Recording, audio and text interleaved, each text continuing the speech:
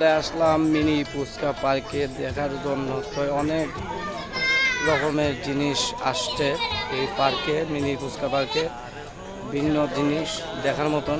তো অবশ্যই আপনারা দেখতে চাইলে চলে আসবেন এবং সামনে আরও অনেক জিনিস আসবে, যারা দেখেন নাই তারা দেখতে আসবেন। অনেক দূর দূরান্ত থেকে মানুষ আসতেছে প্রতিদিন দেখার জন্য।